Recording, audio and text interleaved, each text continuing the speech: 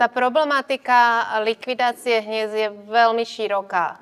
Ja sa vám pokúsim pre vás ako včelárov povedať moje odporúčania z praxe aj skúseností včelárov.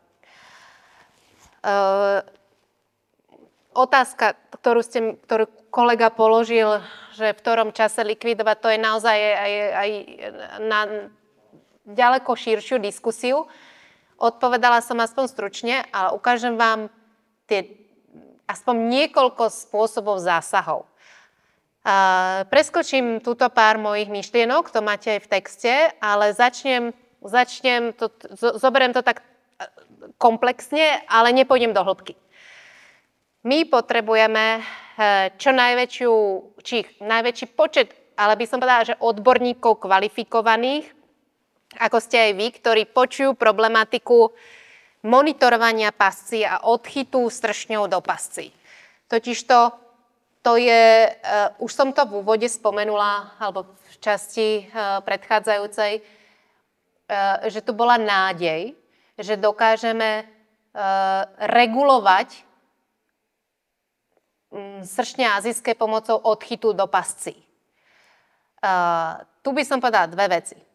Jedna je, že pasce slúžia predovšetkým na monitoring, na odchyt jedincov, aby sme vedeli následne vyhľadať hniezdo. Pretože my už máme, a to nepôjdem do detailov vôbec, ale sú metodiky, postupy, ako pomocou odchytených jedincov dokážeme vytrasovať, pomocou ich letu, vytrasovať a nájsť hniezdo.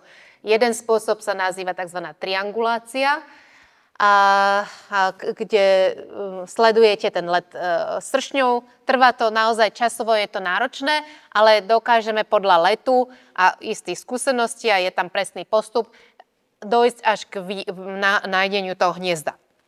Väčšina tých hniezd sa nachádza menej ako kilometr od včelnice. Tu bolo povedané, že oni dokážu lietať aj z ďaleko väčšej vzdialenosti.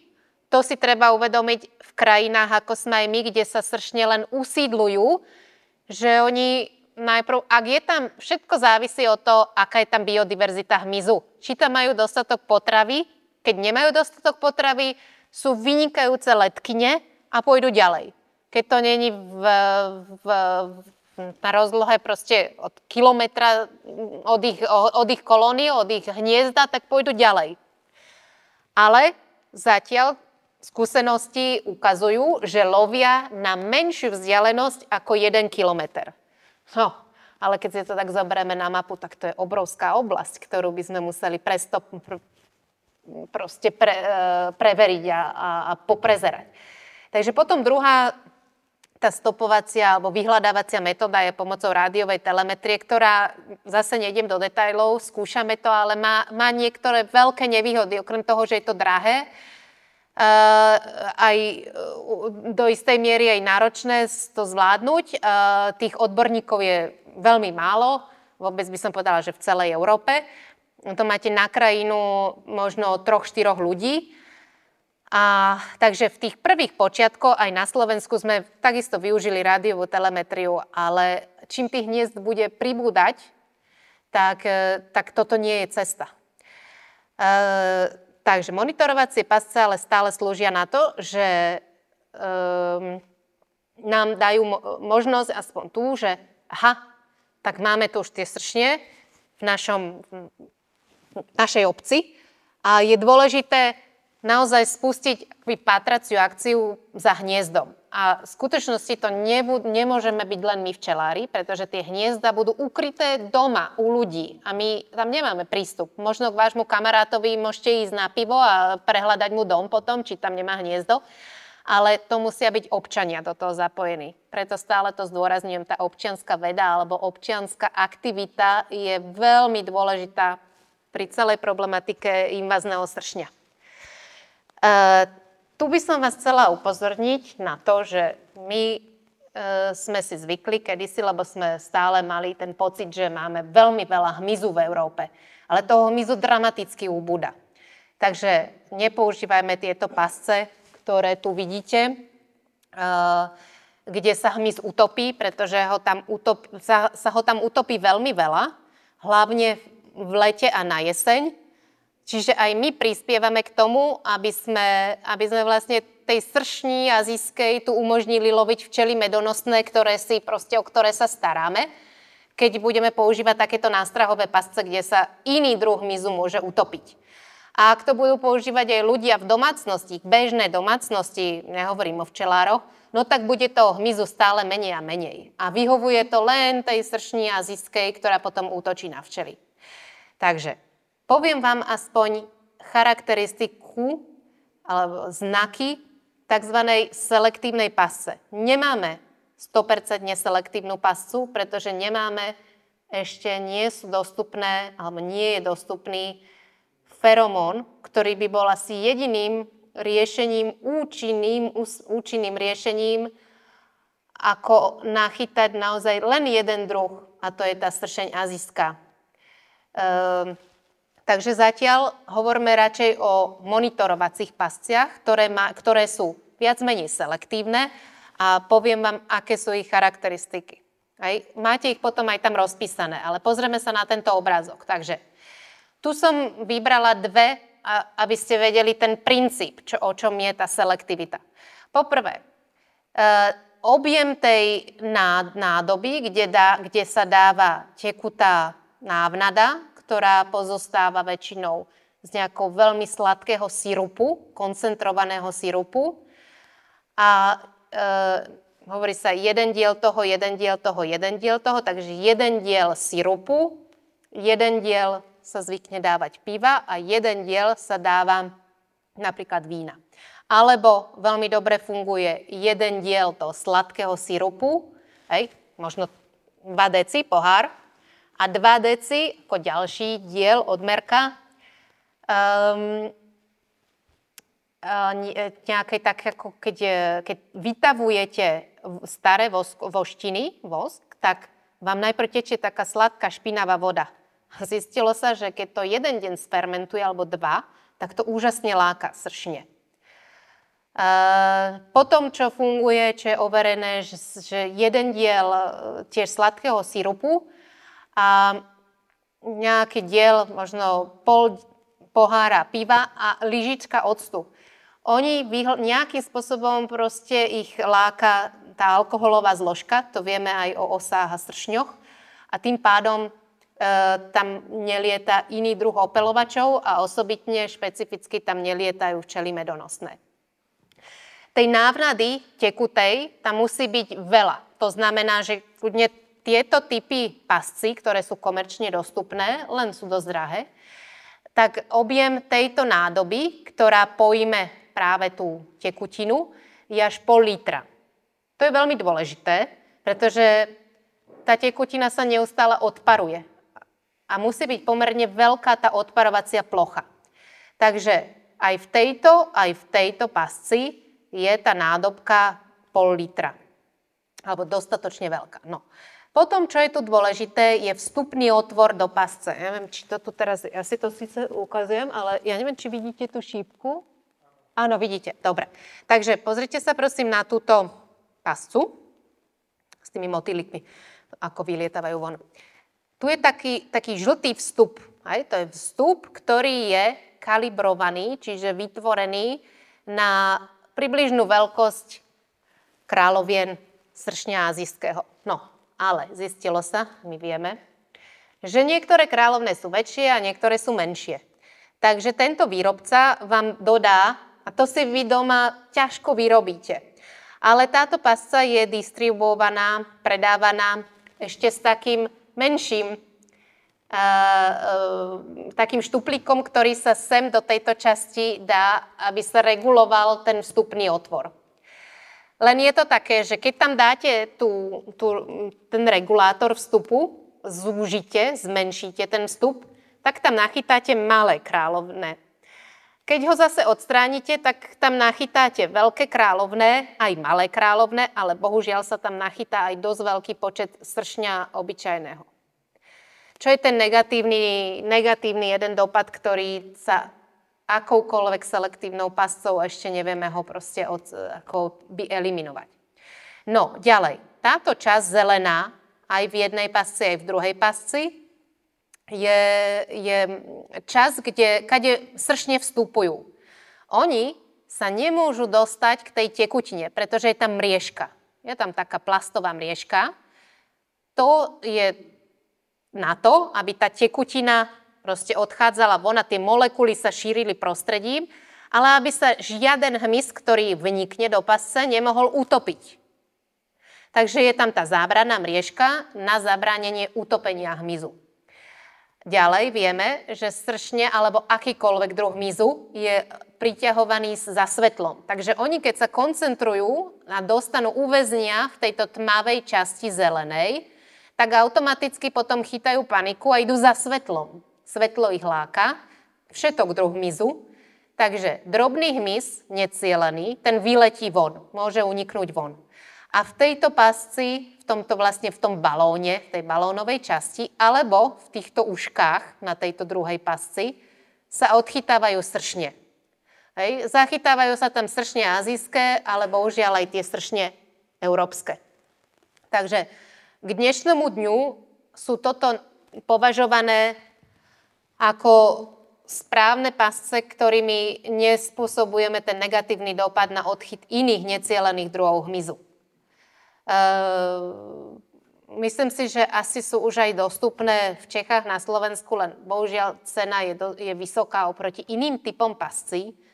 A keď to neviete, tieto charakteristiky, tak povedzme si to tak, ako uprednostnite lacné pasce, ktoré nie sú ani zďaleka selektívne a nachytáte tam všelijaký druh hmyzu.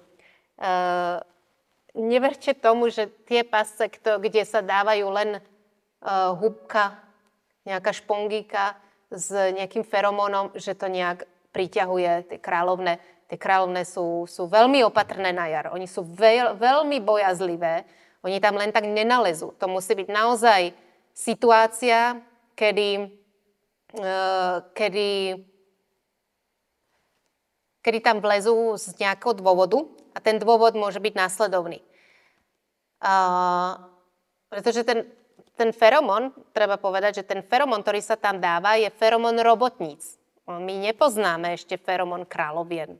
To je na dlhú debatu, ale dáva sa tam feromón, ktorý je ako feromón robotníc, ten poplašný, takzvaný poplašný feromón. Prečo by tam tie kráľovné na jar liezli? Ich neláka ten feromonára. Ich láka nejaká sladká vec, pretože potrebujú teda tie cukry a doplniť si energiu. Preto na jar sú lepšie väčšie pasce, ktoré majú teda túto selektivitu, že sa tam nemôžu ten hmyz utopiť a idú tam za to sladinou, aby sa k nej dostali. No len sa v prípade týchto typov pascí sa tam nedostanú k tej výžive, potrave sladkej a uviaznú v tej pasci. A na jeseň, keď tie kráľovné vyletia z hniezda von a po spárení si hľadajú úkryt, tak v septembri a množstvo takých pokusov sa robilo. Že sa skúmalo, že či v tých odchytových pasciach, že či sú tam robotnice alebo kráľovné, alebo aj robotnice a kráľovné. Pretože spomente si na tú biológiu zo začiatku, keď som vám prezentovala tie dve fotografie, že starú matku rozlišíme tým, že má žltý pásik, ale mladú matku, ktorá sa v tomto roku vyliahla, tak má ten pásik oranžový. A veľkostne sú približne rovnaké ako robotnice. My ich voľným okom nedokážeme rozoznať. Dokážeme ich rozoznať iba vtedy, keď ich rozpučíte a zistíte, koľko je tam toho tukového telesa, ale kto to bude robiť. Hej. Takže tie testy ukazujú, že v septembri nejaký počet tých kráľovien do týchto pascí dokážete nachytať. V októbri menší počet a v novembri sa tam žiadne kráľovné nenachádzali. Ale robotnice stále lietajú, takže robotnice tam nachytáte. Lenže nám ide o to, aby sme odchytili možno čo najväčší počet robotníc, aby si nemohli založiť to hniezdo nasledujúcu sezónu. Nie je to také jednoduché. Môžete si tým, ako včelári, pomôcť Ale v našich podmienkach, kde tu ešte tento stršeň azijský nie je premnožený, odchyťte ho, ale kontaktujte AOPK, v našom prípade je to štátna ochrana prírody, ktorí sú povinní, pretože im to vyplýva z legislatívy, spustiť patraciu akciu, vyhľadať hniezdo a zlikvidovať ho. To nie je vaša starosť zlikvidovať to hniezdo. Naša starosť je monitoring, pozorovať, či tu ten stršeň je alebo nie je. A naše včelnice sú na to ideálne. Takže takéto malé hniezdo, keby ste objavili na jar, tak nie je problém, pretože je tam kráľovná a ešte sa tam nenachádzajú tie robotnice. Ani tá prvá generácia robotníc. Kráľovné začnú možno lietať v tých nížinných oblastiach niekedy možno koncom marca. Vo vyšších nadmorských výškach to môže byť samozrejme neskôr. Všetko závisí od tej vonkajšej teploty. Stavba takéhoto malého primárneho hniezda trvá veľmi dlho.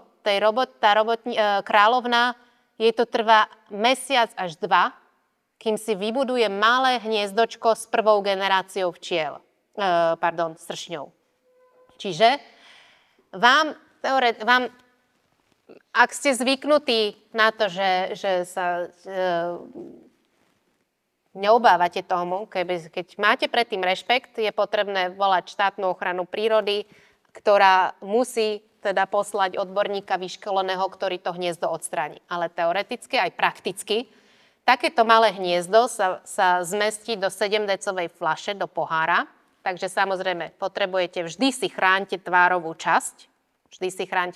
časť. Ideálne je mať príľbu a normálne, alebo nejakú aspoň šiltovku, aby vám tá sieťka včelárska sa nemohla dostať tesne na tvár. Pretože aj kráľovná má jed a vypúšťa ten jed, ako aj robotnice, aj kráľovná, do vzdialenosti 20 cm. Oni pri útoku používajú takú obrannú metódu, že striekajú to by bolo fajn, ale striekajú jed a ešte pritom vylučujú, to podaj po slovensky?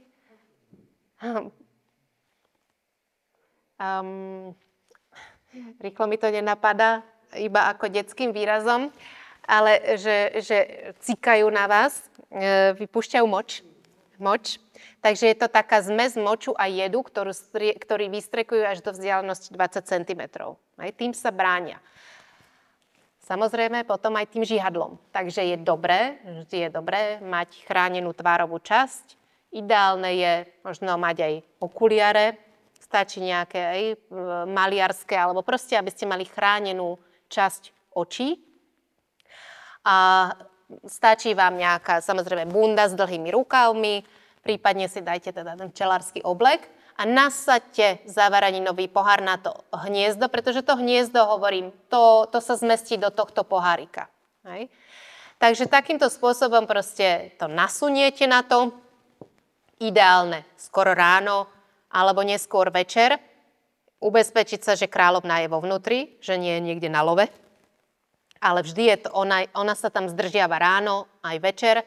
Prídete, nasuniete to, okamžite zatvoríte, môžem si druhou rukou nasunúť, držím viečko a takto hneď nasuniem na to viečko a väčšinou ten pohár zavaraninový môžete dať do chladničky na 48 hodín. Tá kráľovná, ona za 10 minút, po 10 minútach už upadáva do takého proste stavu, že už by sa nehýbala, ale nechajte to tam samozrejme, nechajte to tam dlhšie. Kľudne minimálne 24 hodín. Druhý spôsob je, že ten hmyz dokážete utopiť, takže musíte ho ponoriť do vody, celý pohár, tam nejakým spôsobom otvoriť, ale pozor, bol by tam vzduch, takže dá sa ten pohár, jedine by ste tam museli urobiť otvory, aj navrtať, aby tam vnikla voda a vlastne ten hmyz pod vodou by sa veľmi rýchlo utopil, aj kráľovné. Keď je to hniezdo už väčšie, tak nerobte to vy sami. Sústreďme sa my včelári na chov včiel a starostlivosť o včely a toto odstraňovanie takýchto už rozvinutejších hniezd v každom prípade nechajte na odborníkov, ktorí sú vyškolení. Toto tam máte všetko. Ukážeme si pár fotografií, aby ste tu nezaspali úplne.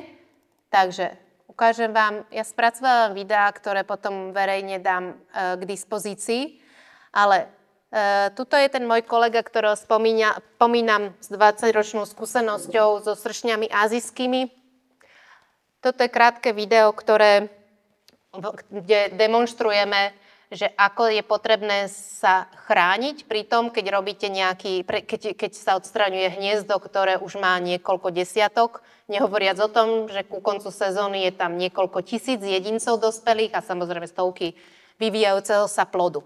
Takže ja to trošičku presuniem sem. Takže on teraz drží rukavice, to je vtedy rukavice takéto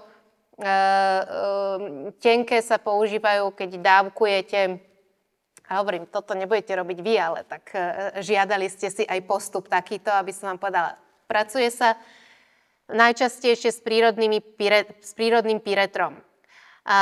Keď s ním manipulujete, tak je potrebné si dodržiavať hygienu a bezpečnosť, takže máte takéto rukavice pri manipulácii s nejakými takýmito látkami. Ďalšia vec je dôležitá, aby ste to nevdýchli, tak sa používa takýto FFP filter a chránite si oči. Takže toto je taká maska, ktorú si nasadzujeme. Posunieme sa ďalej. Teraz ukazuje tien práve tú prilbu, ktorú mnoho zásahov je takých, že to hniezdo je dobre umiestnené a dokážete ho pomerne jednoducho uchopiť, ale častokrát to býva niekde pod strechou. A keď sa pohybujete, musíte liesť po rebríku, sú tam všelijaké hrady a dosky. Chráňte si hlavu, lebo niekoľkokrát som proste dostala pecku z nejakej hrady, keby som nemala tú príľbu, tak už mám asi 20 týchto boulí na hlave. Takže preto nosíme pri takýchto zásahoch 95% vždy máme takúto príľbu a stačí nám niekedy včelársky oblek. Keď to hniezdo, iba takáto sieťka, keď to hniezdo je malé a nemusíte sa až toľko chrániť.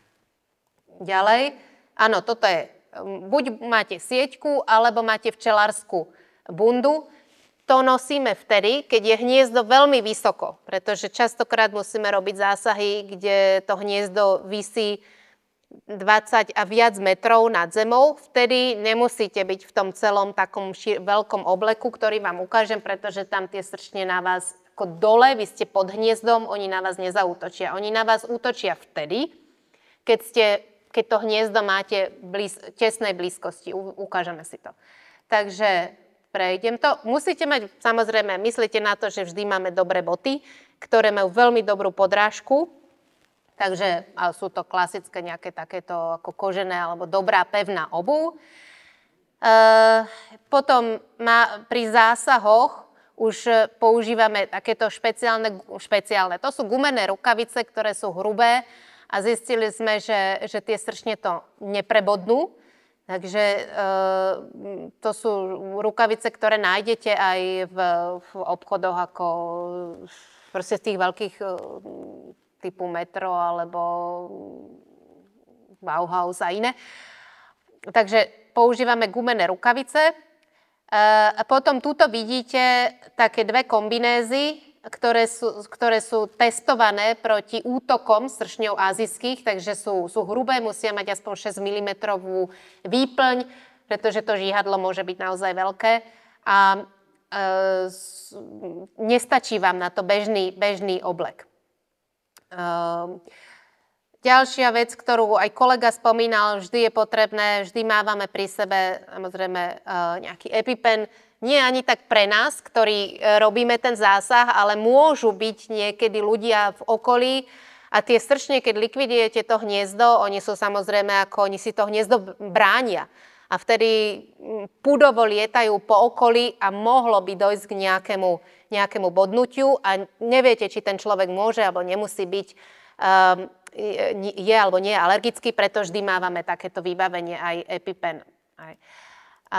Dobre, to bolo také stručné o prehliadkach. Teraz ukážeme si teda jeden zásah, napríklad, pozrime si toto. Takže toto už máme na sebe, to som ja, kolega to natáča, máme tu kombinézu. Vedeli sme, že je to dom na predaj a vo vnútri sa nachádza hniezdo. Ten realitný maklér nám povedal, že odtiaľ to videl vyletovať sršne azijské a že vo vnútri pravdepodobne na Pavlači bude takéto hniezdo a je potrebné ho zlikvidovať. Takže vy musíte ako prvé zistiť samozrejme, že kde sa to hniezdo nachádza, takže my sme si celú tú oblasť okolo domu pozreli. Áno, prišli sme donútra, teraz samozrejme už dovnútra vchádzate plne vybavený oblekom, pretože neviete, kde sa presne to hniezdo nachádza, či tam je len jedno, alebo ich je tam viacej. Spomínala som, že tam môže byť vedľa seba aj viacero hniezd. Takže toto bolo áno, našli sme, že je na Pavlači, takže sme ho identifikovali, máme dobrú baterku, špeciálnu s veľmi ako dobrou svietivosťou, aby ste hneď videli celý ten priestor. Takže tuto už vidíte v rohu, že sa nachádzalo to hniezdo, ktoré nebolo až tak veľké. Tuto Etienne ukazuje zábery na iný druh hniezda, možno niektorí ste to spoznali, ale predtým nejaké obdobie tam bolo velikánske, podľa týchto zvyškov tam bolo veľké osie hniezdo, osy nemeckej útočnej. Osa nemecká má takéto veľké hniezda. To už bolo neaktívne, staré. A hneď vedľa neho, to je typické, oni niekedy sú takto vedľa seba tie hniezda.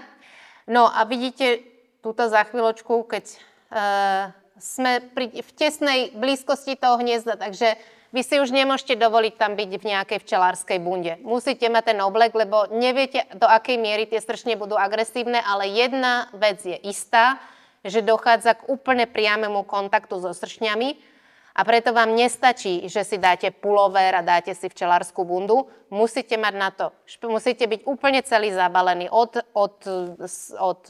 topánok až po hlavu. Takže teraz bohužiaľ, tuto jedna časť mi vypadla. Tuto ste možno, počkajte, chvíľočku, vám ukážem to zariadenie. Tu. Počkajte ešte pár. Záber na toto. Takže tuto. Používa sa také špeciálne,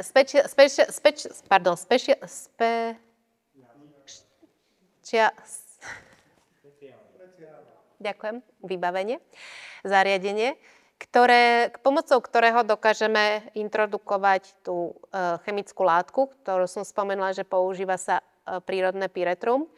Výhodou tohto zariadenia je, že funguje na baterky, je tam veľmi dobrá, je tam turbína, ktorá dokáže veľkou silou rozprášiť tú látku účinnú a používa sa jej veľmi málo.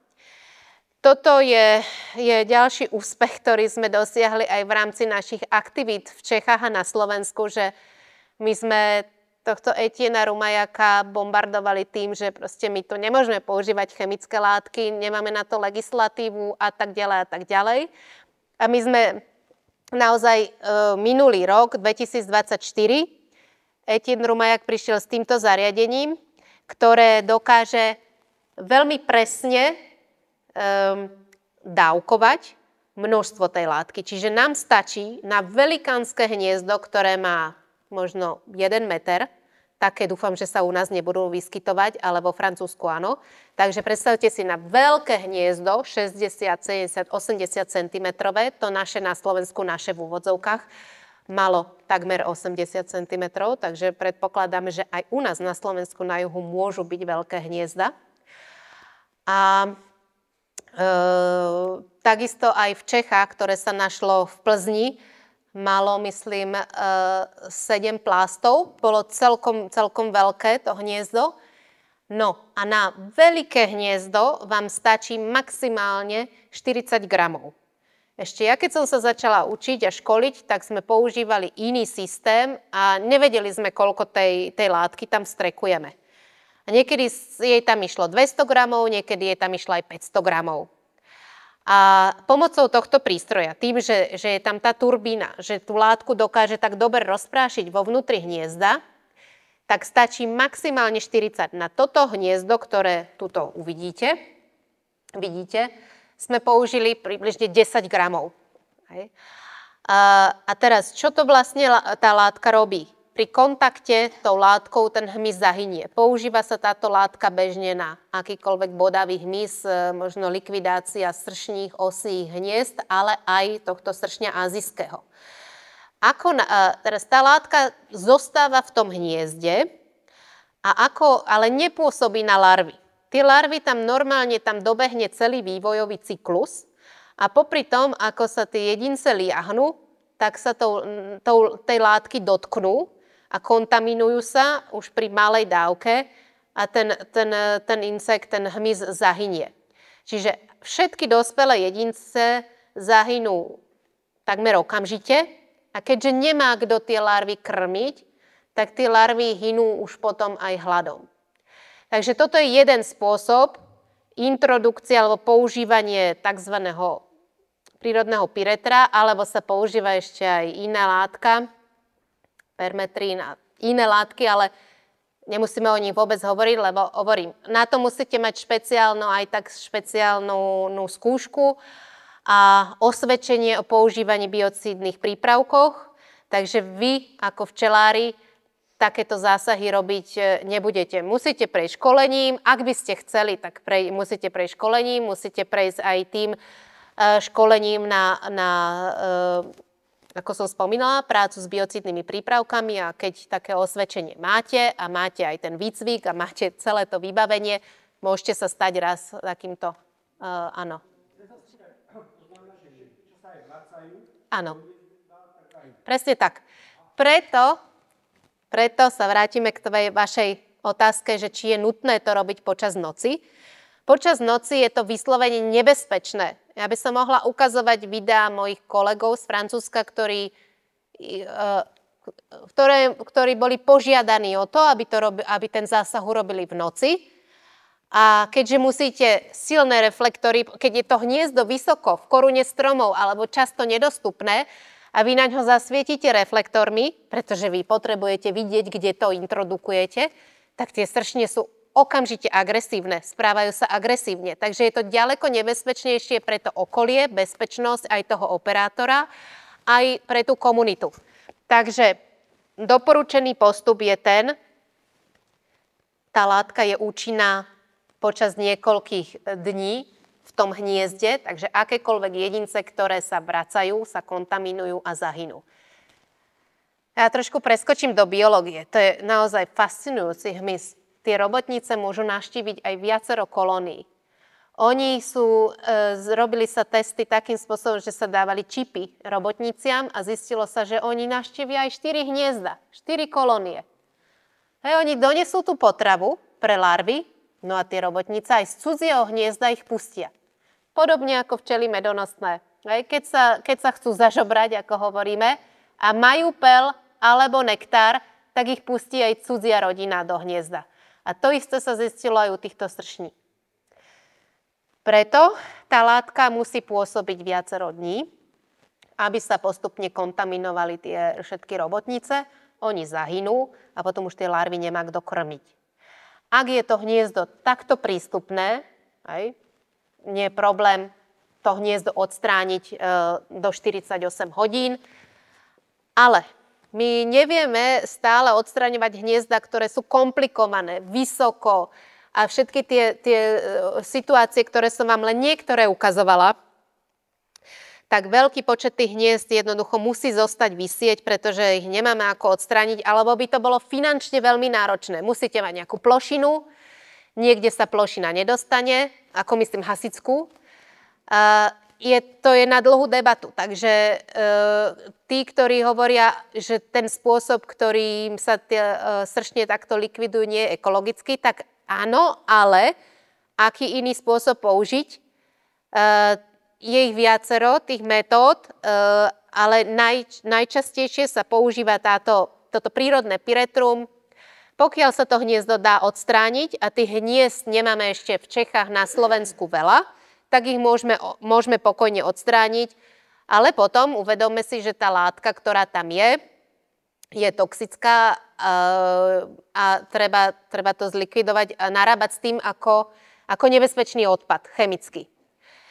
Druhá možnosť je použiť vysavač. Toto hniezdo bolo dostatočne dostupné, ale musíte mať ten špeciálny oblek, lebo ako náhle začnete, a môžeme si tu takú ukážku ukázať, teraz neviem, či ho tu mám, čakajte.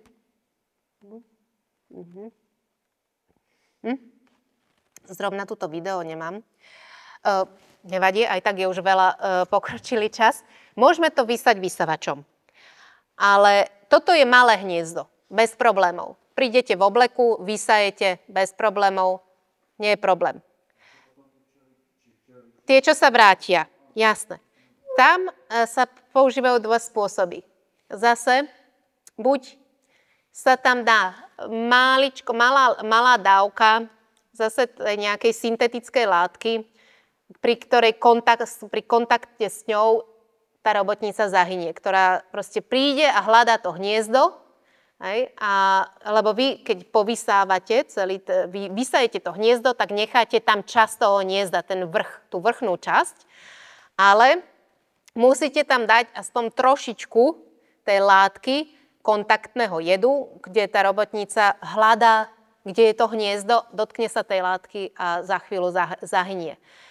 Iný spôsob je, že sa tam pripevní pasca, už taká, kde sa ten hmyz utopí. Čiže sa tam dá tá bežná PET fľaša s tým vrchnákom naopak otočeným, nejaká sladká tekutina a tie robotnice, sršne, ktoré prilietajú, oni idú hľadať hniezdo, oni spanikária, cítia, že je tam nejaká sladina a z praxe vieme, že proste nalietávajú do tých pascí, ktoré sú tam nainštalované.